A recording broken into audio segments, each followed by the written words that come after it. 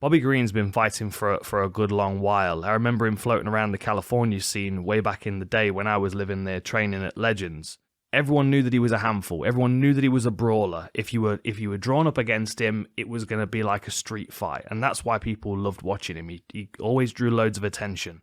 His style has never really been kind of crafted in a way where it's super disciplined, but that's what works well for him, because as we saw in his last fight against Nasrat Haqparast, it's his hands down, confident, take a shot and watch our slip out the way that gets him into a lot of ranges where he can do damage to his opponents. When he does his best is when he's got someone that stands in punching range and is not too concerned about trying to clinch him or kick him or anything. He likes someone that will stand and trade boxing with him in small gloves, because usually he's got a speed advantage and usually he's got a reaction time advantage, and he also has the confidence to be able to hang his head out there and use it as bait to draw his opponent's shots. So as we saw in the Haqparast fight, and as we've seen in several other of his fights in the past, he allows them to go first and then he slips and steps back in with counters, and he, stands inside their range and waves his head from side to side and talks shit to them and draws their attack, and then they swing and he goes, whoo, bam, bam, bam. And as soon as people get caught in this cycle where he's now got the confidence and he's got your timing and now he's mugging you off and he's trash talking you, it's really difficult for those kind of fighters to get back on top of that fight, because most of the time they're generally swinging for his head because they can't hit him.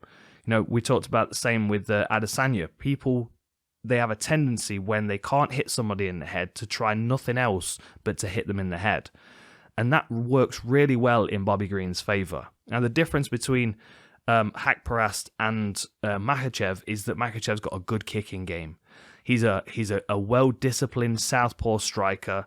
I would say of all of the guys with that wrestling background and pedigree that he represents, the Dagestani team, I would say he's probably got the best striking out of all of them.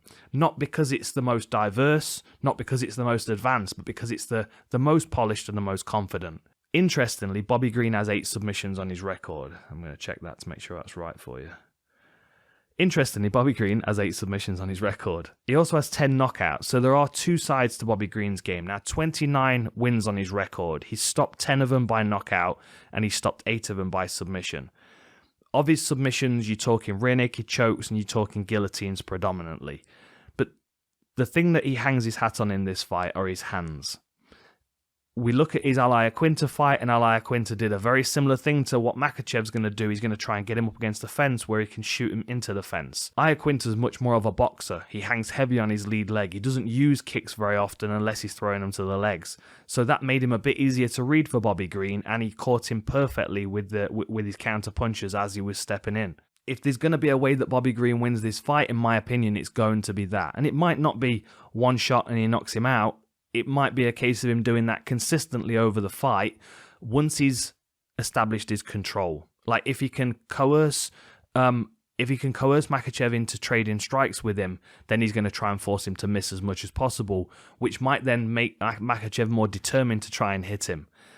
I don't think that's the case, but I think that's what Bobby Green needs to hope is the best case scenario. Huge respect to Bobby Green for taking this. And when your record is 29-12, like you can roll the dice on these kind of things. You can take these opportunities. Now, just think for a moment if Bobby Green lands an uppercut as Makhachev's stepping in, or Makhachev comes wading in with a couple of shots and Bobby Green drifts away, catches him with that right hook like Adriano Martins did. All of a sudden, Bobby Green finds himself in a very interesting position in the division because, first of all, people like watching Bobby Green fight because of his style. Second of all, he's just handed Islam Makhachev his second only loss, which puts him in a real strong position to get fight offers from everybody in the division who now wants to fight Bobby Green so they don't have to fight Islam Makhachev.